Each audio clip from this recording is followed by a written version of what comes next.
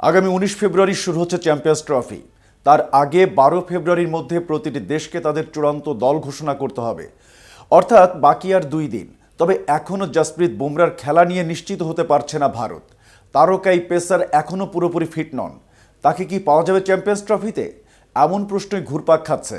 এ অবস্থায় বুমরাকে খেলাতে আইসিসির নিয়মের ফাঁক কাজে লাগাতে চাইছে ভারতীয় ক্রিকেট বোর্ড। বিস্তারিত থাকছে প্রতিবেদনের বাকি অংশে।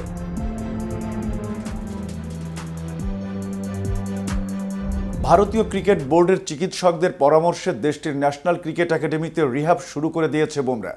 অর্থাৎ চ্যাম্পিয়ন্স ট্রফিতে খেলার সম্ভাবনা তার সামান্য হলেও রয়েছে। বুমরাকে নিয়ে ধীরে চলো নীতি নিয়েছে দেশটির বোর্ড। তাকে নিয়েই চ্যাম্পিয়ন্স ট্রফিতে যেতে চাইছে তারা। বুমরাকে খেলাতে আইসিসির নিয়মের ফাঁক কাজে লাগাতে চাইছে বোর্ড। জানা গেছে ক্রিকেট একাডেমিতে হালকা শারীরিক কসরত শুরু করেছেন বুমরা, বলও করছেন, তবে শরীরের ওপর পুরো জোর দিচ্ছেন না। এর অর্থ অস্ত্রোপচার ছাড়াই সুস্থ হয়ে ওঠার সম্ভাবনা তার রয়েছে। ভারতীয় বোর্ডের এক কর্মকর্তা জানিয়েছেন, ২০২৩ সালের ওয়ানডে বিশ্বকাপে হার্দিক পান্ডিয়া বা শুভমান গিলকে নিয়ে বোর্ড যেভাবে এগিয়েছিল সেই একইভাবে বুমরাকে নিয়ে এগোতে চাইছে তারা। বিসিসিআইয়ের ওই কর্মকর্তা গণমাধ্যমকে আরও বলেন, যদি বুমরার ১% খেলার সম্ভাবনা থাকে তাহলে বোর্ড অপেক্ষা করবে। ওয়ানডে বিশ্বকাপে চোট পাওয়া হার্দিকের পরিবর্তন হিসেবে প্রসিদ্ধ কৃষ্ণের নাম ঘোষণার আগে ২ সপ্তাহ অপেক্ষা করা হয়েছিল। বিশ্বকাপের আগে শুভমান যখন অসুস্থ হলো তখনও ওর বিকল্প ঘোষণা করা হয়নি। বুমরার ক্ষেত্রেও একই পথে হাঁটতে চাইছে বোর্ড। বিশ্বকাপের দল ঘোষণার একটা সময়সীমা আছে, সেটাই নিয়ম, কিন্তু সেই নিয়মের ফাঁকও আছে। যদি বুমরা শেষ পর্যন্ত চোটের কারণে খেলতে না পারে তাহলে তো পরেও টেকনিক্যাল কমিটির কাছে আবেদন করে পরিবর্তন ঘোষণা করা যাবে। বোর্ড সেই পথ নিতে চাইছে।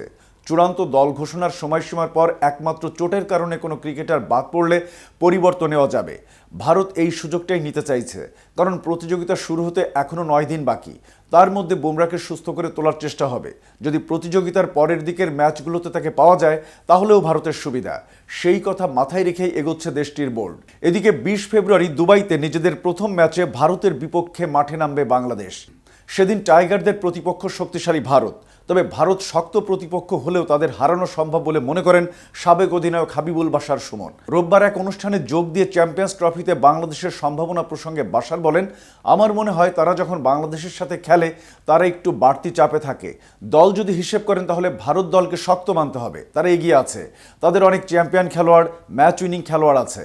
তবে ভারত কিন্তু চাপে থাকে আমাদের সাথে খেলার সময়। আমরা যদি প্রথম বল থেকে তাদের চাপে রাখতে পারি তাহলে ভারতকে হারানো সম্ভব। এতক্ষণ সাথে ছিলাম আমি শাহনেওয়াজ। KTV ক্রিকেটের সাথে থাকার জন্য ধন্যবাদ।